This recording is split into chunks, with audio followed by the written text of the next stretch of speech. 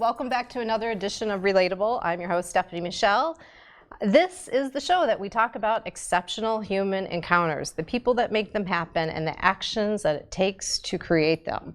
Today I'm thinking about measurements of quality of life. So how do you measure the quality of your life? Is it about being comfortable? Is it about being happy, loved, or successful? Or is it something else entirely? All of those things are really important to me, but there's something else that overrides all of that.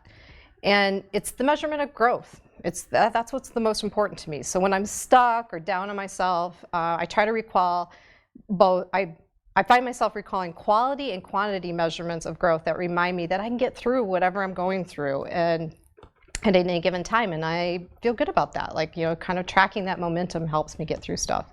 So of course I want to be loved and happy and successful and comfortable, but I'm willing to risk one of those at any given moment for growth, in the moment of growth, because in my experience, those are the moments that I feel my true humanity and feel the most connected to others.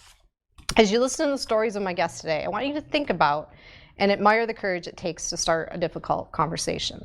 Be grateful for the conversations that you've had the courage to lead, and be grateful for being the listener of such a conversation. When a person is brave enough to share their truth with you, that's a gift. That's pretty cool stuff. It was important to them to have you hear them. I believe those exchanges are the beauty marks of humanity. Allowing someone to be seen and loved for who they are, this is what it's all about. What else is there? This is universal love. So the question for chat today, can you remember a time when you stood in your own authenticity and shared your vulnerability? Can you remember that? How did that feel? What was that like for you? Are you feeling like you need one of those moments now and you need to reach out to someone? Let's talk about that. I gotta give a little shout out for my jacket that I'm wearing. So this is Ava Varro, and I kind of like dig it because it's kind of like for Pride Month. It's got a rainbow on it. And I'm gonna take a picture of the back so you guys can see it because it's got this cool pattern. So remember to check out our site at avavarro.com and use Relate20 for 20% off your order. So today is a very special Relatable episode because my guests are related. This is the first time ever that we've had two people on that are actually related. And we're just a couple days shy of celebrating Father's Day. And joining me in the studio today are father and son, Ken and Cass Schmitt. Ken Schmitt is an entrepreneur and father and husband and movie buff. We got to talk about movies off camera before we started.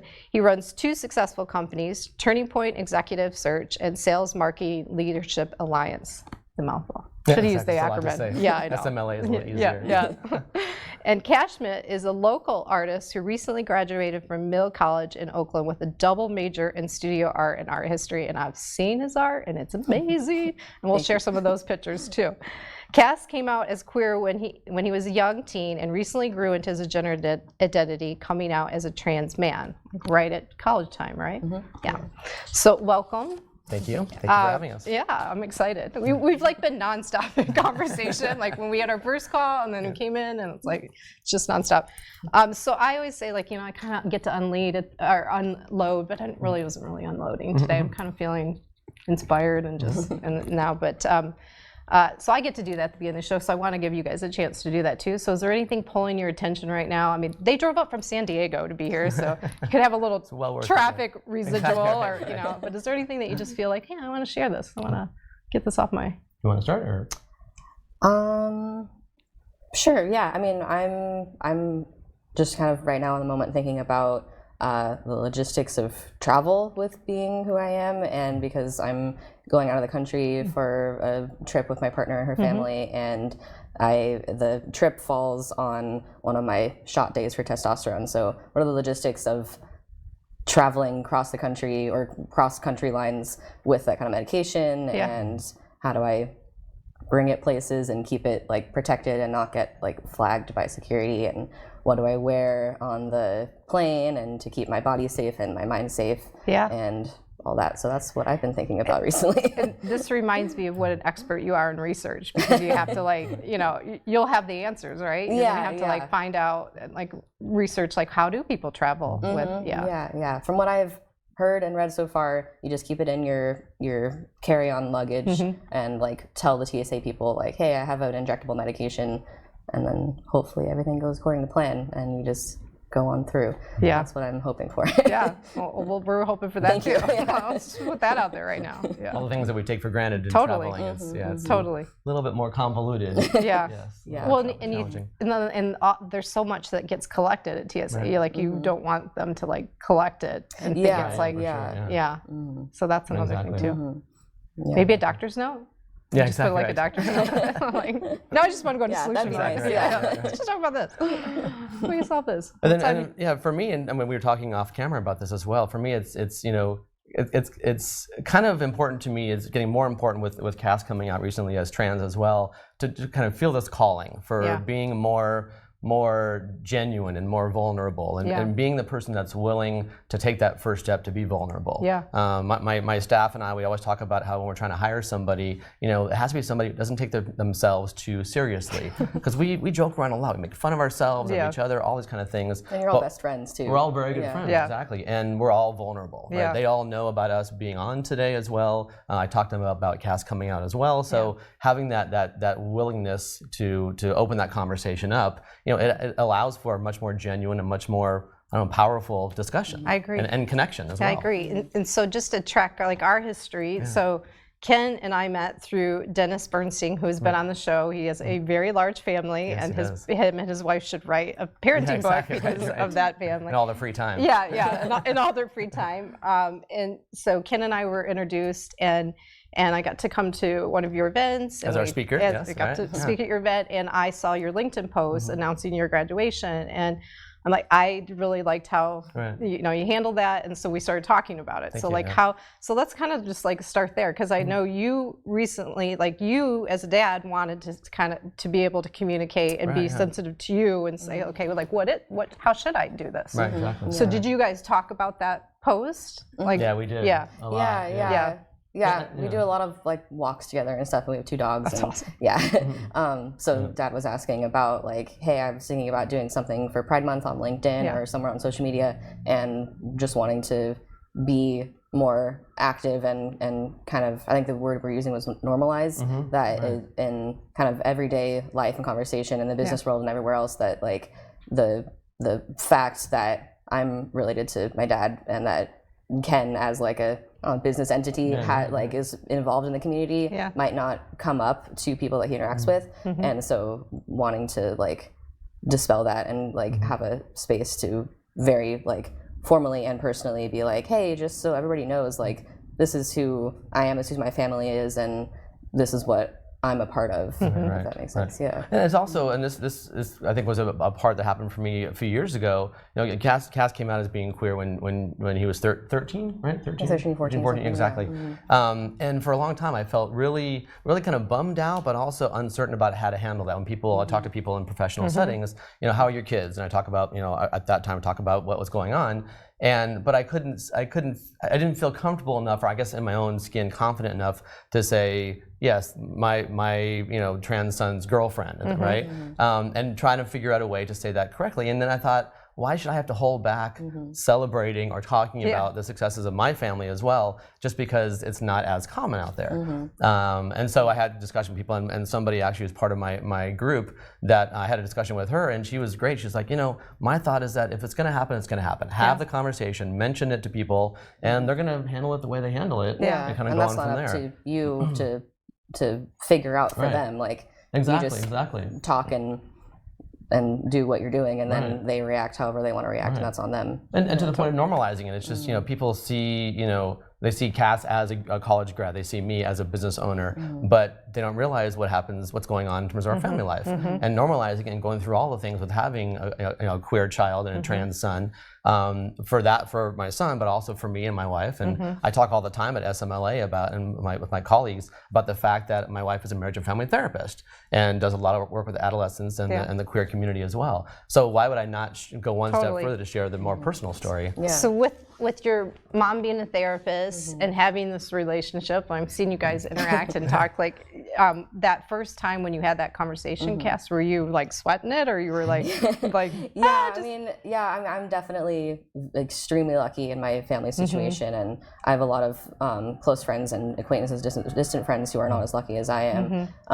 But that doesn't take out that kind of underlying what if fear Yeah. that comes with coming out, and of any kind, of all kinds. And I went to several like group meetings at the San Diego LGBT Resource Center in Hillcrest, and they had a specific trans coming out group that met. So I went there to kind of get inspired and to hear other people's stories and to share my stories and have my questions answered and stuff. And that gave me like a really great confidence boost that I really needed to have the courage to have a conversation. Yeah. Because it was like weighing, does it feel worse to just kind of keep it to myself and avoid that kind of confrontation, or does it like weighing the pros and cons and everything? So that going to that group really gave me the confidence boost to really go for it. So I was definitely very nervous, but it went like perfect, or not perfect, but it was very great. It went really well, and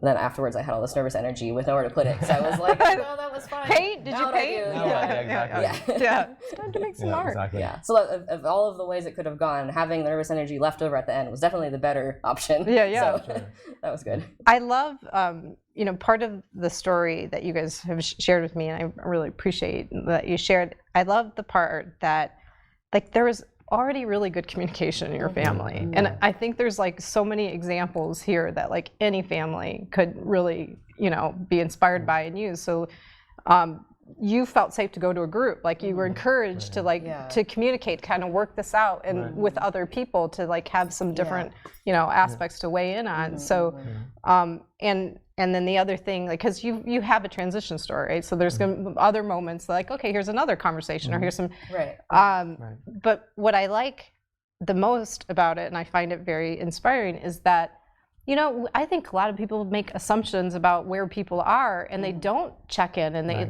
and you have this relationship now, like, you want to be more involved, and like, you get to talk to your son and go, hey, like, what feels right to you, and like, it's got to be kind of beautiful. I mean, you just shared the top of this walks. Imagine that. I mean, that's really awesome. Like, you went on a walk with your parent. You're like, it's pretty cool. True. Yeah. Well, and I think, and just the again, the reason that we're here today, because you saw the post. Yeah. And so that was part of me saying, I want to do more than just Happy Pride Month, right? I want to make it a personal connection and let people know that I am a proud father of a trans son, and I want folks that weren't aware of that about my life or my personal side to be aware of it. Yeah. And so at the SMLA in San Diego, our sales and marketing group in San Diego last week, I said, happy graduation to all those that have graduating seniors out there, to all the audience. Happy Father's Day. And I said, Happy Pride Month.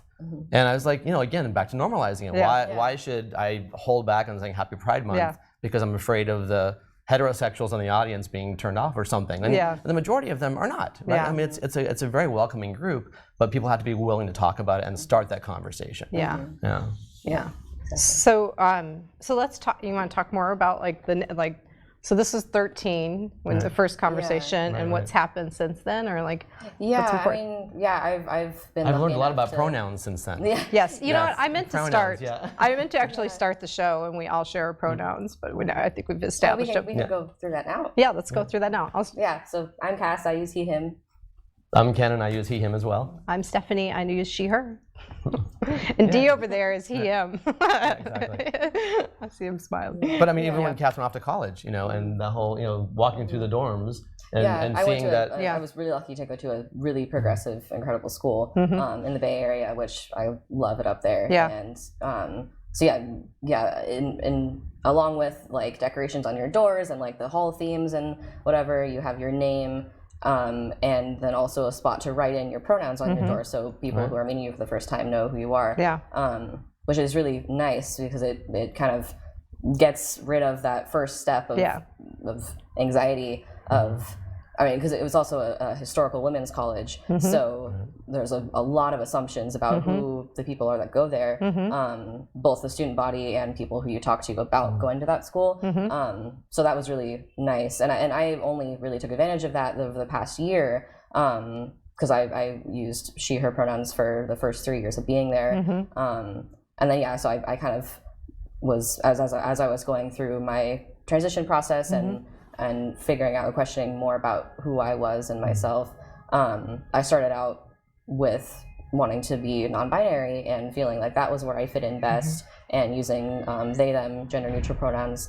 and so I had that on my door for a semester, and then kind of feeling out more about what I wanted, and then kind of landed here in the transmasculine zone. And my friends and I joke that you had 4 years at a traditional women's college and saw all of the amazing things that go into being a woman and being a powerful woman, and you said, this is great, but that's also not me. Well, that's how you know you're sure. Right. Yeah. Like, I saw that. That's cool.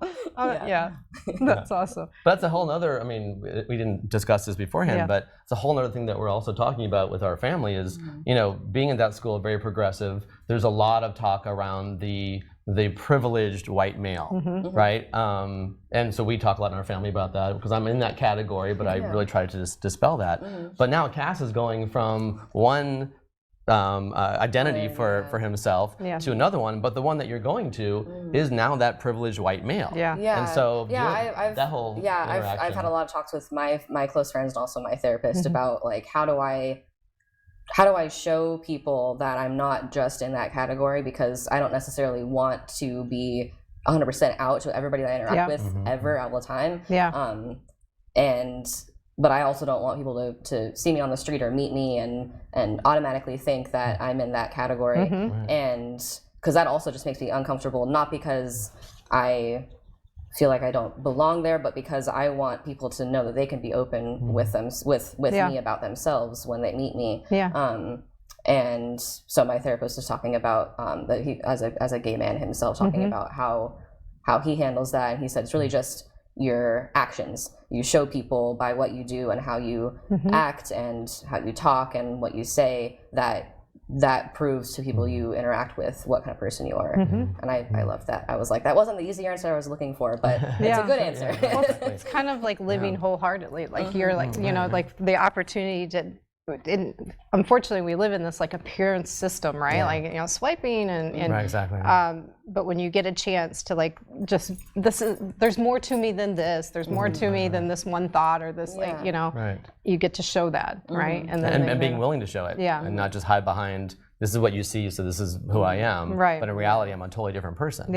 So I also, for me, I have that with the reverse too, where since I'm still early in my transition, a vast majority of people that I interact with still see me as female, and so even though I have a somewhat lower voice and I dress really masculine on purpose, that's still the interaction that I get most of the time, the reaction I get. So having to find that line of like, I care every time because it hurts, but it's also like, what's the benefit of saying like, hey, actually, versus just being like, you know, I'm never going to see you again, person at the store, like, is it that big of a deal that I want to make it that big of a deal? But something that I'm trying to work on is to find the courage to make it that big deal, because it really is. It's just that anxiety and fear that I have about trying to push and advocate for myself versus just being like, oh, whatever, it's fine.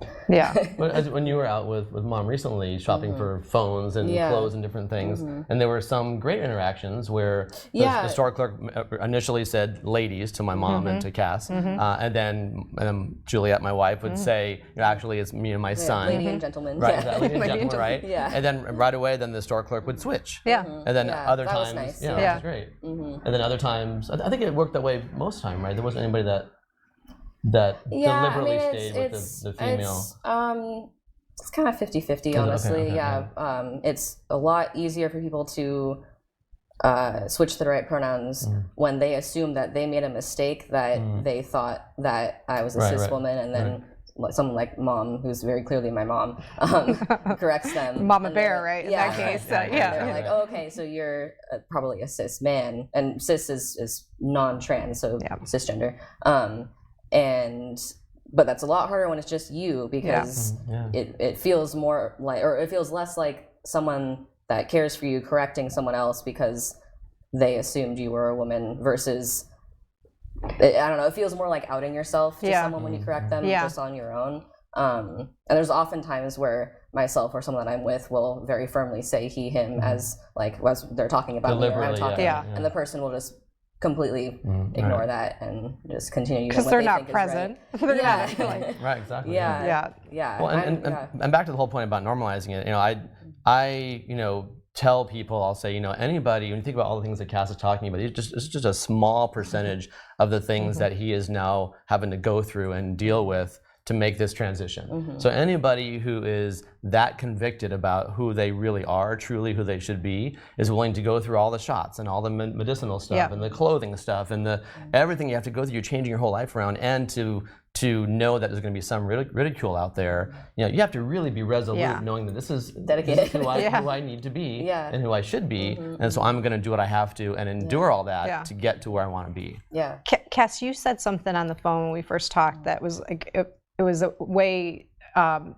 Something maybe you read something or you were inspired by the statement of like, it's not just how I feel inside. Do you know what I'm talking about? Like, how do you explain to someone like when they're confused? Like, I think I totally put you on the spot. No, you're fine. What I think I'm remembering correctly, is that the kind of like when you're trying to explain how transness feels to non-trans people. The like typical thing that I've heard usually in media and in non-queer media is like, it's like if I'm talking to you about it, it's like, it's if you imagine you were a man and how would that feel? And that's not actually it at all. It's the fact that you're a woman and no one else sees you that way. And I read that somewhere online at some point and was like, that makes so much more sense. Because even before I started transitioning, I read that first one and I was like, picture myself as a man.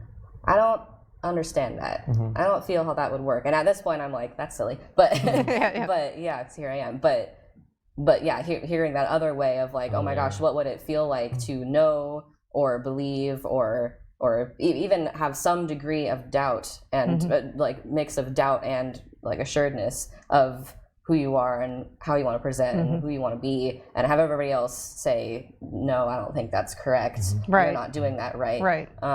Like that's the much more accurate way of describing what this kind of thing feels like. And it's definitely like the more sad version, but it also it's real. Fits better. It's real. I mean, I can't. I mean, I think it's a basic human right for us to, for each person to be authentic, who they are. So if everybody else is trying to put you in this box, and you're like, I'm belonging in that box. I'm like, I know it. I'm not supposed to be there. Like, that's not. I do think other you mentioned before about the whole journey as well. So for me as your dad as well, there's the explaining us internally, the four of us. Then there's explaining it to my in-laws and to my dad as well, and having that conversation and the understanding there. And then the further out, you go in the family, then there's the neighbors, right? And then, Corey's younger brother, Cassie's younger brother, Corey, who's 17. But the cool thing is that, it's been harder. The sad part is that it's harder going up as far as the generations, right? So the older folks, now our family is all very supportive, luckily, but the older folks, neighbors, that kind of thing, it's more challenging. But I'm talking to Corey and Corey's friends, and obviously your friends, that generation, literally I could have told Corey, hey, I got a new pair of shoes. Okay, cool. But I said, hey, Cass is going through a transition and he's going to be, doing these things. He's like, great, cool. What else you got for me, Dad? It was such a non-event. It's heartwarming to know that generation, your generation, Gen Zs and millennials, are just so much more aware and be accepting of it.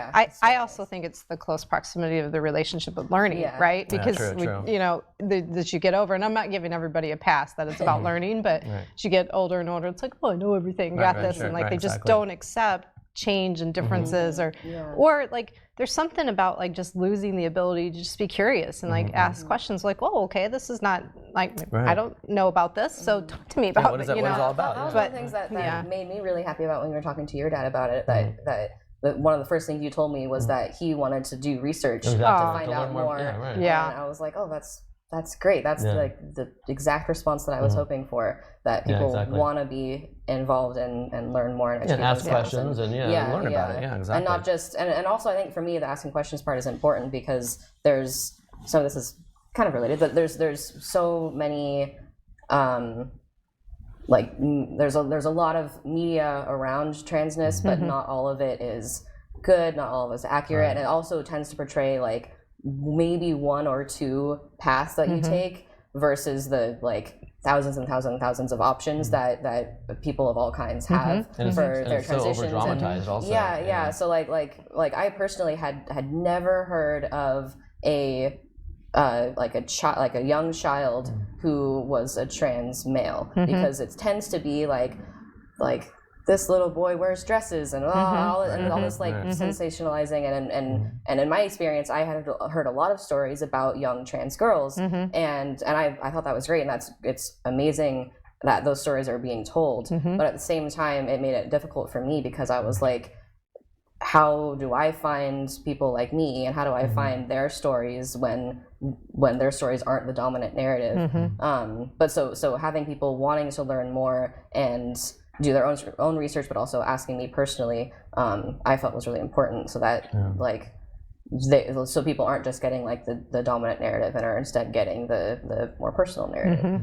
And so you can also change the dominant narrative in the media. I mean, we always talk about, we watch old Friends episodes, and or even Seinfeld, and it's like, not there's anything wrong with that, right? That was the whole thing. So the gay community back then was, you didn't see it in the media other than just being a punchline, right? And it's come such a long way with Modern Family and other things you see out there, but the trans community is very different. It's not there yet. It's where the queer community was 10 years ago, maybe 15 years ago. And so, where do you go to see those examples, and where, it's just not out there. There's like, honestly, there's almost like zero trans representation in like entertainment media. And when it is, it's either not super accurate, or it's over sensationalized, or the character is there just to be the trans character. It's not like, this is the character and here's their whole life, and they're also trans, and so it's hard to find. Seeing that, is that what connects you to kind of, I want to have a voice, I don't just want to do this alone and with my family, like definitely. I felt like I'm not super involved personally yet, because this is still new for me, and so I want to wait it out a little bit more, but like I've been involved in the community groups at the Queer Center, and so I really wanted to do this, to be able to, even though I'm also not the dominant narrative and don't want to be the voice of the trans community, because I'm definitely not. You're you, you're just your voice. Have one example that people could see. Exactly. Do you think your art will play a role in? I hope so. I'm working on a piece right now about my transition and about how I feel about my voice changing. So I'm hoping to do a series of gender-related paintings in the next few months and stuff. Nice. That would be nice. Nice. How was Father's Day? Just like since this is where you're that was great. What did we do? It was perfect. We went drove around looking for frozen yogurt. Exactly. The night before, we went out to dinner, and then we went to the National Comedy Theater, which is an improv, like a Whose Line Is It Anyway, that show in San Diego. We've been there, I don't know, 15 times. It's fun. And it was a blast. It was very fun. Cass, you probably like this. You ever heard of The Moth? That it's like an NPR show, I think so. and it's like, so you can do stand-up storytelling. Oh, wow. That's cool. That'd be fun. You got to check that out. I'll show you the link, because like that's a good way to kind of get up and practice my voice. Exactly. I'm gonna do it. So maybe we'll go together. It keeps like being on a date that I'm like, I can't do it, but I want to do it. At some point, it'll work. Yeah, it's gonna work. I have to do it. I want to do it. So let's take like kind of like the father-son kind of role for a minute, and maybe share like, is there like advice that you'd want to tell their parents, or tell their kids, like how to I mean, I don't want to say, this is what came into my mind, but I know it's not the right question, but how to use this to like be closer, like to your family. Like I really can't stress this enough. Like what really connected me to your story is like, this is a really rad family. Like this is a cool, like they're talking to each other. They're gonna they're do or die kind of family. We're in it together. Exactly. And I don't think that exists. I think that's not, that's not the norm anymore. Like we really allow distance and not making the time to connect with each other. So I just think it's beautiful, actually. Well, thank you. I mean, I'd say, and less so related to that part, but more to like advice that I would want to give, is that like one of the biggest questions that I had at the group was like, when is the right time to come out, and do I like, because I was like, I knew inherently that this was incorrect, but I still couldn't stop myself from feeling it, that I needed to wait until I felt more trans to come out, and I felt more male and appeared more male, and like felt like I needed to be further along than just like having this realization or whatever to talk about it. And like I knew that was like, that's ridiculous. Like there's no like benchmark of like you've reached this day and now But so like that would be my advice, would be that like even though it's really easy to feel that way, that you're not enough, or that you haven't reached that point yet, that you kind of have to just get over that step and realize that you're either never going to reach that point where you feel 100% like you are exactly where you want to be, or it'll happen one day, but you shouldn't make yourself wait until you get to that point, because that's not fair to you. But then also on the other hand, don't rush into it, because not because it's going to go wrong, but because it's such a personal like exploration and process that you don't need to involve other people until you feel ready. Feel safe and right people, right? You feel like it should have a short right people, and then so also you can also then articulate your passion and commitment and kind of resolution to it as well. Because if you're wavering, then the folks around you are going to be wavering too. That was one of the things that I was worried about and coming out to you guys, was that I was not going to have answers to your questions, and so we have a lot of questions. We ask a lot of questions in our family. So I really wanted to make sure that I had done the research and kind of had a lot of long talks with myself and my close partner and my friends who are all in the community, and make sure I had all of that kind of like under my belt before I was able to take on that next step and feel like I would have most of the answers to any questions that were asked. So that it didn't just seem like I made like a quick decision and they were like, oh, but like where's your backing on this? And I'd be like, I don't know. But how do you know for sure? So you think it's okay as long as safe, like you have some safe people that you can talk to say, I'm starting to think about this. I'm like, you don't have to have this definite, here's my speech. And I personally waited until I was like, I really want to start taking testosterone and I really want to start this medical transition process, which not everybody goes through. And so that was the point that I wanted to step in and talk about that, because I wanted to make sure I knew that was the path I wanted to take. And because I'm over 18, like I don't need any parental consent to do any of these medical things, but I wanted to get advice from my family about it and stuff. So that was the point where I was like, this is me feeling sure, or me feeling like I know myself enough to make that step, I think. So Ken, like maybe being on the receiving side of this conversation, like talking to parents, what would you? I think actually what you just said about there's not a 100% line like this. Before that line is hit, you can't talk about it, and after the line is hit, then you can. It's the same with the sex talk, right? We all have to have that talk with our kids. My parents didn't. It's uncomfortable. You got to do it. And I, in my view, and obviously we have a very open dialogue with our family, but you've got to have the same talk about just other ways of living out there, right? We know our family in a certain way, but there are other families that live differently, whether it's divorce or blended families or whatever it is, but also the gay community, the queer community, which term you're going to use, and the trans community. And I think parents really need to spend some time having that conversation. As uncomfortable as it is, you're much better off having it so that you control the conversation as a parent versus having them find out about it on the internet, which God only knows where that's going to lead them. Right. I'm a big fan of preventative conversations. Yes, right, exactly, or before it gets weird. Right, exactly. Conversations, exactly. Like, is it also like even though like it might like that kind of conversation about like if you're in like a more heteronormative family and like here's like having a conversation about like here's other examples of family or other examples of people, even if that doesn't necessarily even if your child doesn't end up being queer, like that is still a super important conversation to have, because it normalizes, but it also like allows kids and teens and everybody to just be more open and be more accepting. And so it's not just like a big scare later of like you arrive at college and there are all these gay people because that's where we like to be. Well, and then it's like, back to our point before. For me, I feel like it breeds tolerance. Right. I mean, you're going to go off to college or to your workforce, wherever it's going to be. I mean, you joke about having been in the bubble of Mills College up in Oakland, right? Very progressive, very liberal area, and now we're back in Carlsbad, which is a great community, but certainly more conservative in San Diego. And so having those conversations and knowing that there are other people out there that live a life different than yours, it's not a right or a wrong, it's just different. And be open, be okay with that, I think what's coming up for me is like to not have the conversation or to like, I don't want to say this.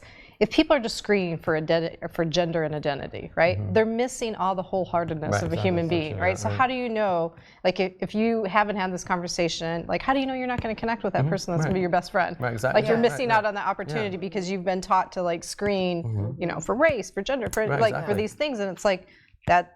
Yeah. You're missing out on And then you can also look for cues that will open up the conversation. I think I was telling you when we first met that I went to a networking event. I went to USD in San Diego. I went to a networking event there, and I happened to be talking to somebody there, a male, and we were talking, and this person was referring to his spouse, not as she, and not as a traditional person would talk about it, so to speak. And you know, having a trans son and growing up in the community as I have, you're hearing better. I'm hearing the cues. So I again, I took a step to be vulnerable and I said, you know, oh yeah, my trans son and his girlfriend. Yeah. And we started talking. And then the next sentence that person said was, yeah, well, you know, my partner, or my husband. And so, you know, had I not been willing to do that, it would have been a very superficial conversation. You both feel so much better. And so we both had we talked for an hour at this baseball game, and it was amazing because we were both willing to kind of take that step and be like, I'm going to let you into my life right now. It may backfire, but hopefully not. Yeah. But it didn't, and it made for a great conversation. Most time it doesn't, right? Yeah, like it really doesn't. when we're open the vulnerability pathway for people. We were talking earlier on the phone about like that feels really important to me because for like I would say majority of the people in the community, that having that kind of filter system is like a survival mechanism that you really have to screen yourself to and be really cautious about your language because you have no idea who you're talking to or how you need to interact with someone who like whoever you're meeting. And that's like really sucks all the time because you feel like you can't, like you have to hide yourself like constantly. Even if you're 80% sure that the person would be like, oh yeah, whatever, either like wouldn't care at all or would respond back with their own story.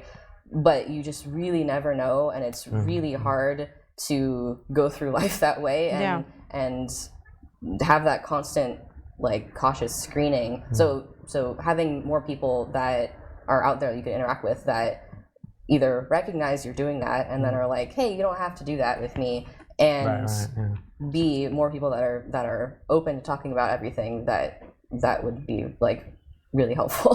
So this is kind of, this goes back to pronouns, right? So this is how someone like me, a heterosexual woman, can be an ally and say, and start with my pronouns and like, so to open that up. Exactly, like we don't, to acknowledge the fact that you're walking around feeling unsafe. I don't know how that feels, you know, like nobody should feel that way, you know? So these are like little things that we can do to like make that a little safer, you know, kind of. And it's I mean, like I was very lucky being at Mills, and we start every class, like each new class you go to or event or whatever, you all go around and say like, what do you do over the summer? What are your names and pronouns? And now being out of academia and having to try and figure out how to orchestrate that kind of conversation is really complicated because it's not like a typical conversation right now of like, hi, nice to meet you, I'm Cass, I use he, him. It's very much like, you what? You almost always have to have a buddy system, or you're going to feel that, right? Yeah, exactly. So if you're with another person, or if you're not with someone else, the chance to use your own pronouns are almost non-existent because you don't say you say I. You use first person. You could be that rapper and just like or a baseball player, right? You know what I'm talking about? Ricky is doing this. But I think I was telling you that. So there's some of the folks in my community that I'm very close with. I've shared with them about Cass's transition as well. And so one of the women I shared it with also, she was saying that at her organization, it's a very large organization, in their e-signatures of their email, it actually says preferred pronoun. So that was, I hadn't even heard of that before. It was fantastic. There's a lot of those are the little things that just again back to the whole idea of normalizing.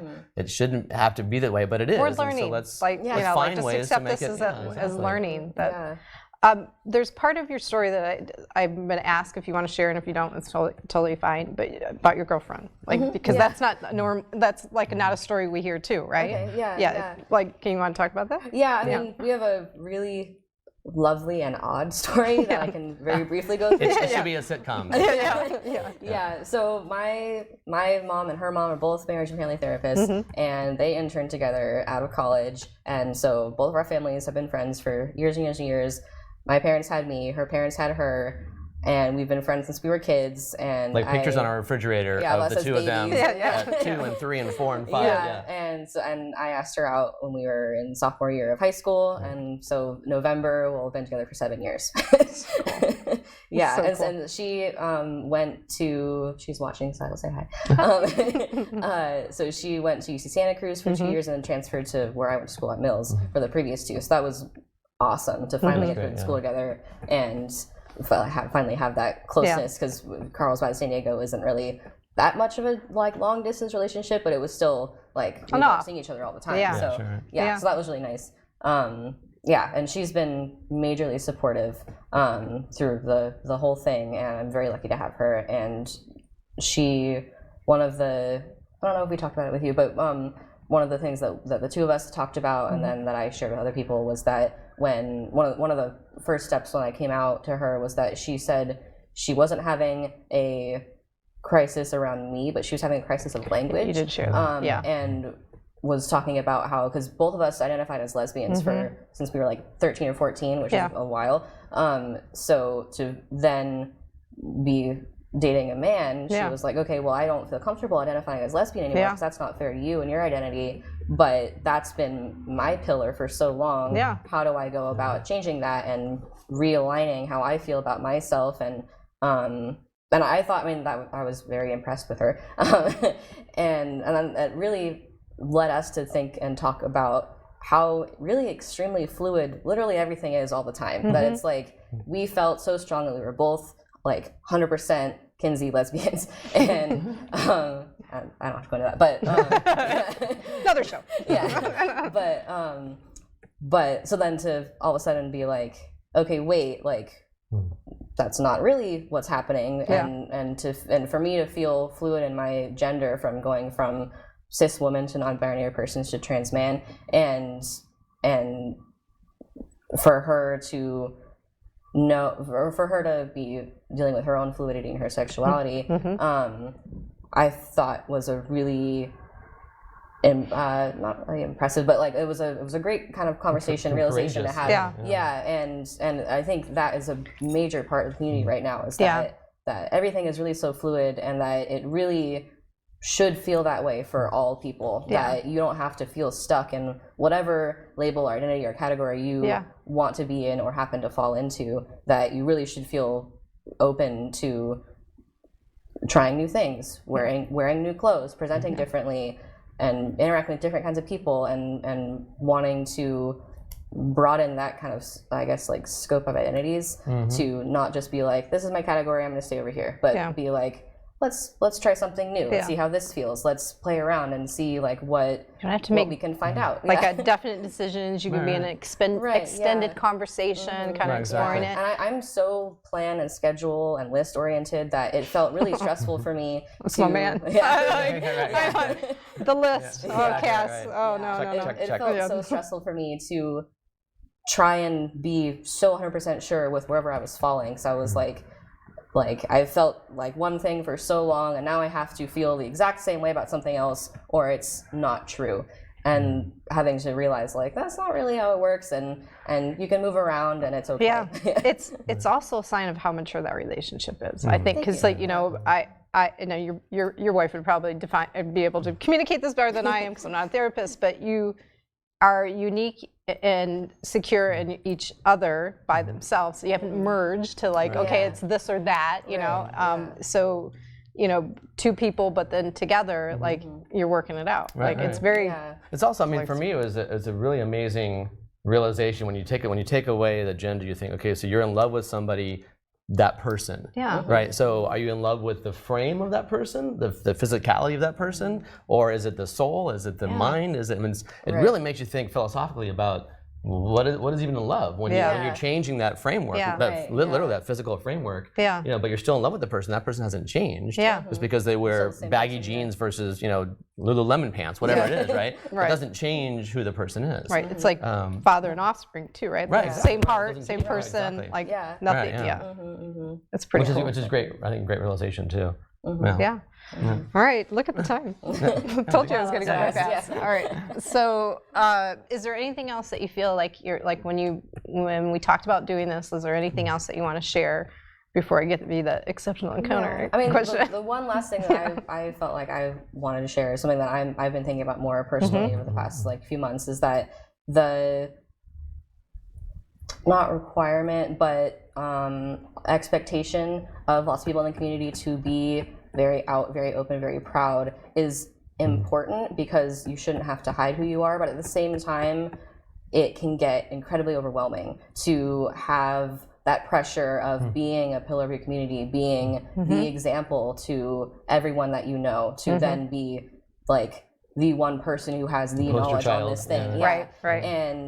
And trying to balance just going about your daily life, living your life as who you are, with the also like constant knowledge and reminder that you are different is really difficult. And so I've been trying to work on finding that balance of just being who I am and living my life and just going along, and also wanting to be out and proud. And that is, so I don't think anybody can ever really find that balance, but I think that would be something that I would want to share with people, is that it is very important to be out and open and to talk to family that you feel are supportive and friends and everything, but at the same time, like, do what you can just for yourself to just keep living your life, because that's the number one step, is to be who you are for yourself.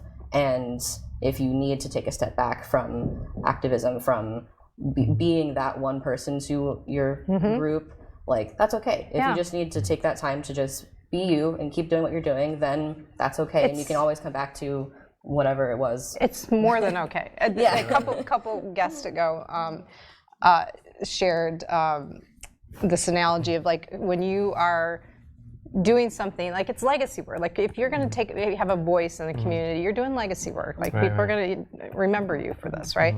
That you have an extra like layer of like self-care that you need to do, you know, to check in, because you can't give out that energy, pour out that energy all the time without caring for yourself. So you're like a Formula One race car, you know, like you gotta handle it differently. You can't do the same things that, you know, like self-care is a real thing, you know, but self-care and the thing that I think you already know, the group care too, like kind of checking in with different people, you know, to go, okay, this is where I am, but you first. Exactly. It's more than okay. Like, I just want that to be clear. It's not like, oh, it's okay to check. No, you're first. You're first. That's really true. For sure. All right. So here's the question. So we were talking about it like off camera too. So I you know, one of the reasons that I do this show, I talk about this like this is my fuel. Like I like just feel so energetic when people are gracious enough to share their story and like just to sit and make eye contact with people. Like it's like Imagine really that. right. I know it really just put some. It's just fuel for the week to do all the other work stuff, right? Sure. And I think we miss that opportunity a lot of times because you know we don't know, we don't check in, we're not curious, whatever it is. So this idea of exceptional human encounters, like they're literally everywhere, like in an elevator or just you know where it just feels like right time, right place to like have a conversation. So, so when I say this phrase, like what comes to mind for you guys? Like what does exceptional human encounter mean? And if you can think of one, like oh, this is something that happened to me recently, and that's what this would be my like definition or example of it. Like share that too. Yeah, sure. So whoever wants to. We kind of had the same answer. Really? Talking about your essays with one example. Yeah. Or do you want me to go first? Yeah, sure. Okay. Yeah, I mean, my answer that I've been working on since we talked on the phone is that it would be, that kind of interaction would be one where every person in the interaction feels they can be completely open with everybody else. That it's going to be a, like, and this feels super cliche, but like a judgment-free zone, and you can just talk about who you are and be open and vulnerable with the other people and not have to have that initial fear and anxiety of what are they going to think of me, what kind of person are they, what is going to be the consequence of this kind of interaction. Just have all that disappear and just have a regular nice conversation with someone. That would be my definition. I have a brief kind of example that was just a nice thing that happened to me a couple weeks ago, where I was trying on these shoes and this lovely older man walked by and just said like, you have to buy those shoes. Those look so good with your complexion. My mom was there and was like, doesn't he look so good in those shoes? And we had never interacted with him before. Yeah. No idea what his name is. We'll never see him again. But he left, and both of us were like, that was awesome. Yeah, so that was honestly, I think, the first time ever that I had someone I interacted with start using he as the first pronoun. Yeah. And it was just a weird random interaction, but I was like, it just made my day. I was like, thank you, orange shirt man. You helped me. Orange shirt man. Yeah. Like a super bright orange shirt. But yeah, so that was like my cute, silly example. I love it. It's awesome. Yeah. I can feel that you feel that still. Like that was it was, And you bought the shoes. Yeah, you got the shoes. And now you have a memory of exactly. Maybe he was an employee of the company. Who even knows, right? Maybe, that would be funny. Or that brand. Exactly right. No, it was good. Yeah. And then you were talking about my college essays. Yeah, so we're talking about, so I was just going back to the basics of how do you even define human interaction, right? Yeah. And so I was remembering about when Cass was going through all the process of going to college or getting ready for college. And we had used a consultant who did a great job, but the consultant recommended that Cass not talk about, at the time, being gay in his essays. And, you know. I didn't really know what I wanted to do with my whole life. And the consultant said, you're young. You never know who's reading the essays, who's going to be in charge of deciding if you get in or not. And so you don't want to, you know, someone who's biased might not let you in or whatever for that reason. Yeah. And I think this is probably in the DNA going back to grandparents upon grandparents of both my wife and I. But you know, courage is a really big thing for us in our family, and starting a business and doing all these kind of things that we do. My wife going on her own as a therapist as well, which is great. Hi, hun. And then with Cass, so what Cass decided, you know, no, I'm not going to leave that. That's a big part of who I am. Yeah. At that time, it was at age 17. You're writing the essays. Yeah. And so Cass included that in. That actually was the main point of one of my essays. It was an amazing essay. Yeah, I mean, I just wrote about. I mean, the first 5 lines were, here's all this stuff about me, and I was like, what if I told you I was lesbian?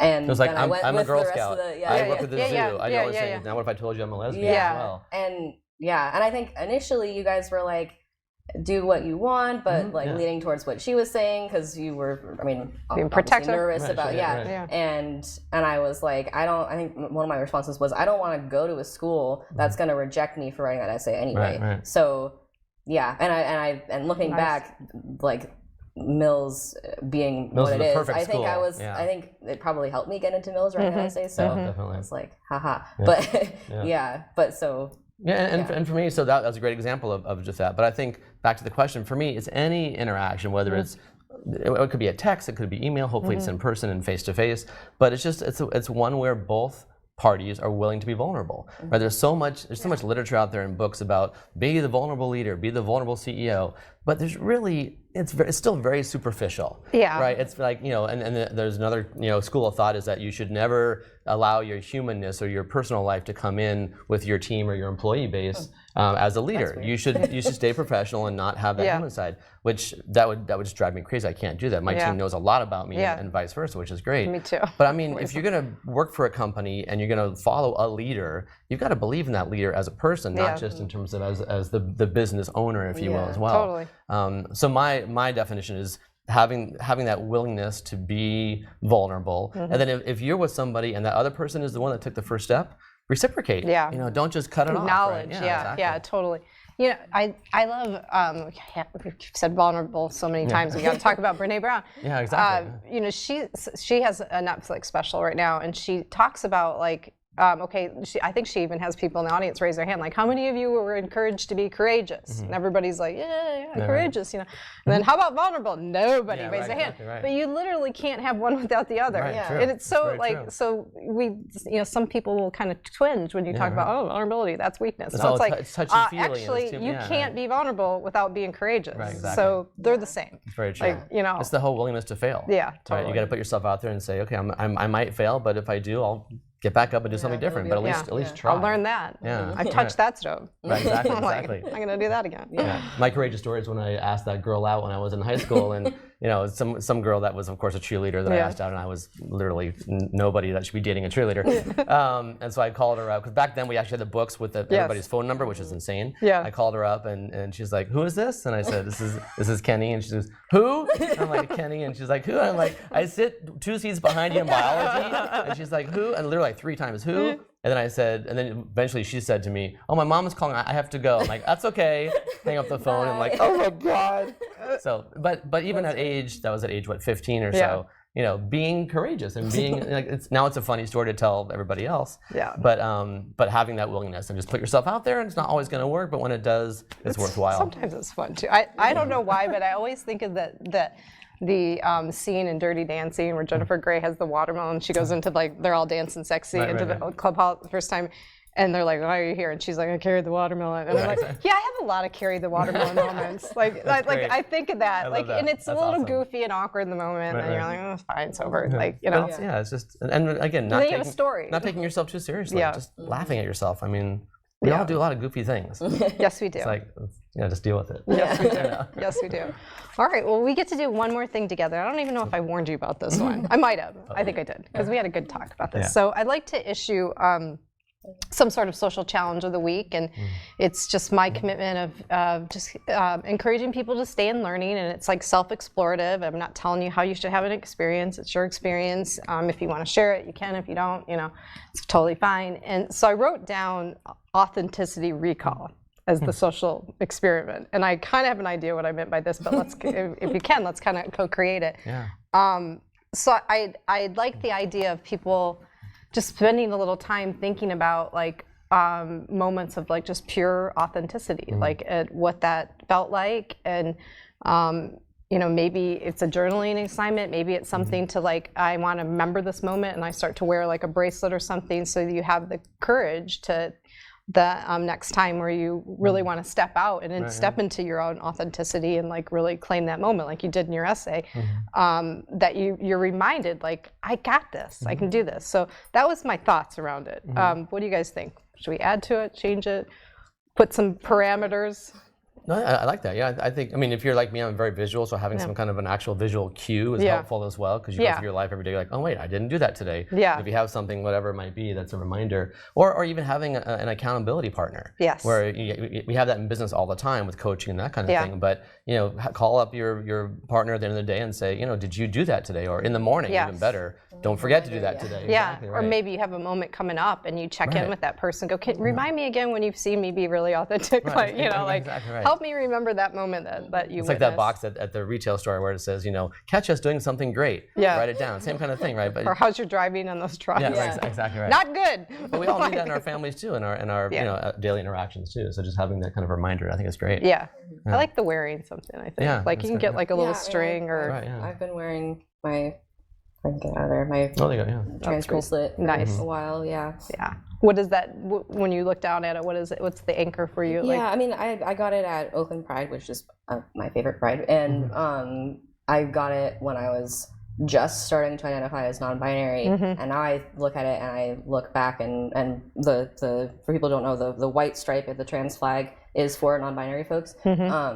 So still IDing as trans while being non-binary, but I look back and I think there's definitely a part of me that grabbed that bracelet knowing that I would want it for a different reason later.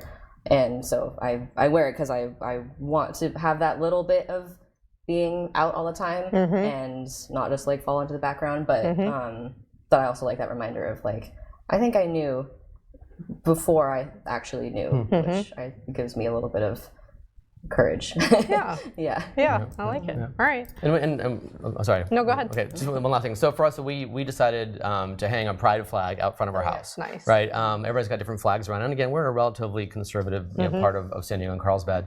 But my home office is in the front of the house, and the flag hangs out there. And so the last couple of days, I've been doing my work, whatever, and I look out and I see that flag, and I'm like, all right, that's my kind of reminder, my little, kind of note to myself to kind of be courageous, and think about how courageous you're being in your transition as well, and Maddie and everybody else as well.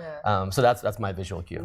Nice. I like it. Has anybody talked to you, like your neighbors? I'm like, no, they haven't really. We haven't brought it up at all. I was curious if that was going to happen, but I'm really waiting for the second one to go up. That's what I'm going to, second pride flag to go up in the neighborhood. I would love to find Oh, yeah, I like it. I'm sure there's somebody in the cul-de-sac that is out or not quite out, but wants to be out.